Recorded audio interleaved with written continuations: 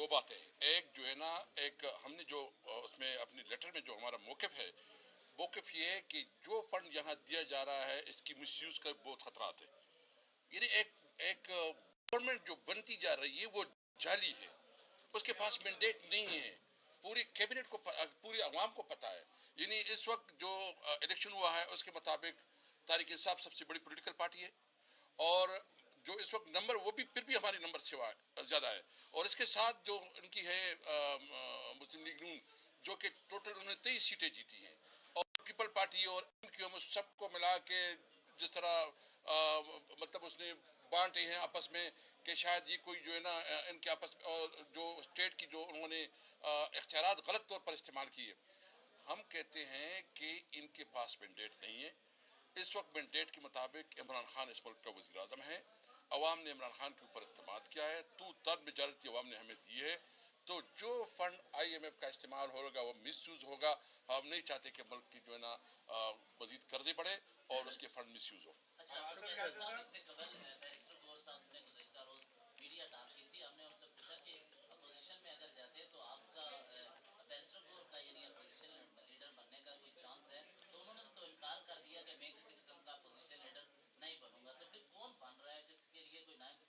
دیکھیں، سب سے پہلے تو رولز ایک ہوتے ہیں، لیکن وہ ہماری آپس میں جو ہے نا بانی چیئرمین سے مشاورت سے جو بھی ڈیسیجن ہوگا وہ انشاءاللہ مشاورت سے ہوگا.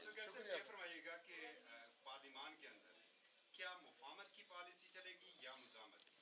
کچھ سے پہلے ابھی شیر افضل بلوچ صاحب کہہ چکے ہیں کہ کل اور پرسوں جو ووٹ ہوں گے اسپیکر اور قائد ایوان کے لیے، تو فارم 45 والوں کو ہم ووٹ کاسٹ نہیں کرنے دیں گے. دیکھیں، سب سے پہلے تو ہم اپنی قانونی جنگ لڑیں گے. یہ ہمارا آئینی حق ہے، یہ ہمارا قانونی حق ہے. اور یعنی جو لوگ بیٹھے ہیں اسمبلی میں ان کو خود پتہ ہے کہ وہ منتخب نہیں ہے، وہ شکست خوردہ ہے.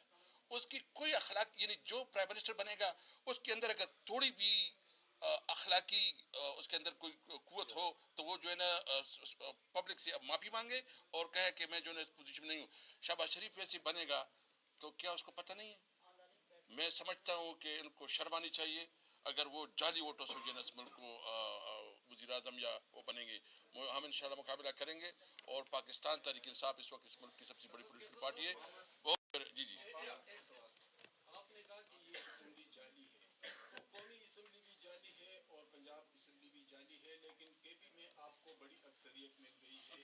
115 کے ایوان میں 90 کے آس پاس آپ کے نمبر ہیں اور وہاں پہ آپ کا اسپیکر بھی جیت گیا ہے. تو اس اسمبلی کو بھی آپ جعلی تصور کرتے ہیں یا اس کو جعلی؟ دیکھیں، ایک بات یہ ہے کہ کے پی کی جو روایت ہے ہمارے علاقے سے مجھے پتہ ہے جو ہمارے ساتھ کیا گیا اور جس طرح ہم نے اپنی، یعنی ہم نے دو کام کیے. ہم نے ووٹ بھی ڈالا اور ووٹ کی حفاظت بھی کی. یعنی میرا رزلٹ جو ہے نا ہم نے پھیرا دیا ہے. میرا رزلٹ صبح 5 بجے دیا ہے. یعنی میرا 71,000 لیڈ تھی اور 71,000 لیڈ کو چینج کرنا چاہتے تھے. ہم نے آر او آفس کے سامنے دھرنے کی، کم از کم 4-5 ہزار ہر کے پی کے میں ہر جگہ. جتنے بھی یہ جنید خان ہیں ان کی تقریباً جو ہے نا مطلب ہزاروں میں بہت بڑی لیول پہ اس کی لیڈ ہے، وہ 70-80 ہزار، تو اس کو بھی کرنا چاہتے تھے. تو ہم نے دھرنی دی اور ہم تب نکلے کہ آر او سے ہم نے اپنا قانونی حق دیا. جی تھینک یو. السلام علیکم.